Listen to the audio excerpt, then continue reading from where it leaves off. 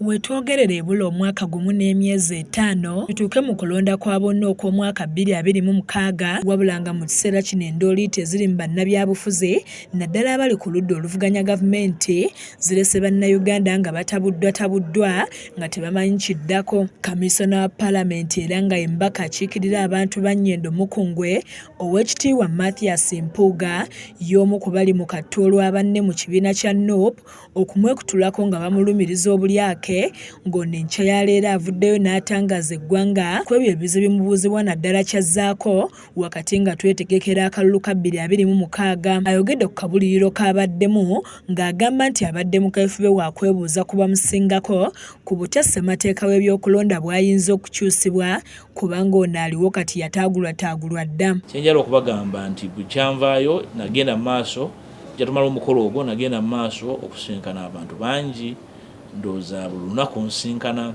abantu ab'ebika ebyenjawulo ebisukka 10 buli lunaku olukya naye nga ndi mu kwebuuza si kwebuuza ku lwange nti nyina kyempisaawo naye okwebuuza kubanga obuvunaanyizibwa bwe nnyina mu makkati g'Abannayuganda mbumanyi era mbutegeera bulungi ate sinze nabwe essaamu bwe babunteekamu okwebuuza biki ebisoboka tusigazizza ebbanga ya mwaka gumu n'emyezi nga bwe gityo okubanga twesanga mu kiseera ekyokulonda obukulembeze obupya mu Uganda ku mitendera egy'enjawulo. Oweekitiibwa Mpuuga alaze obutali bumativu ku ky'okujja ekkomo ku bisanja ng'agamba nti kyali kikolwa kya kutyoboola ssemateeka kubanga kino tekirina we kiyambira muntu wa bulijjo. Ssemateeka yakolebwa mu 1995 yakolebwa ng'ennono ya pulezidenti agenda okumala ebisanja 2.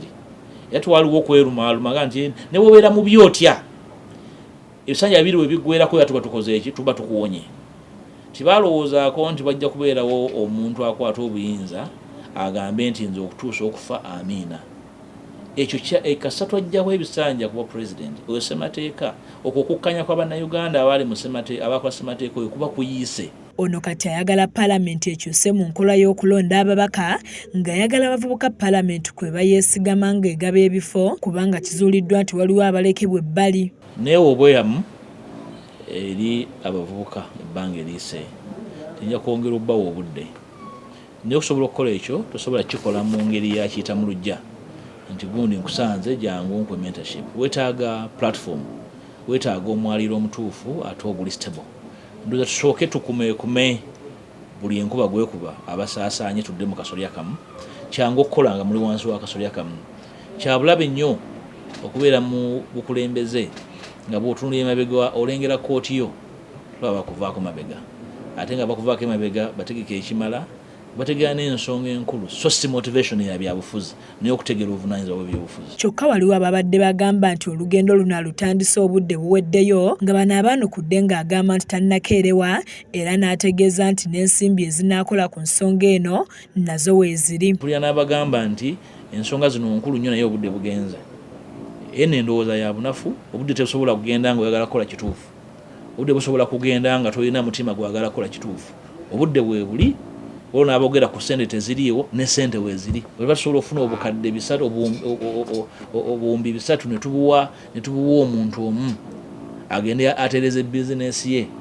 Basobola kunoonya buwumbi 5 kukola amateeka aganaakuma abaana n'abazzukulu n'okusigaza essuubi ly'Abannayuganda nti Uganda ejja kukyusa obukulembeze esigale ng'etambula nga tewaliwo mbeera yonna yadduka. Mathias Kanjako yakusakidde eggulire lino ku lwa KSTV agaleero.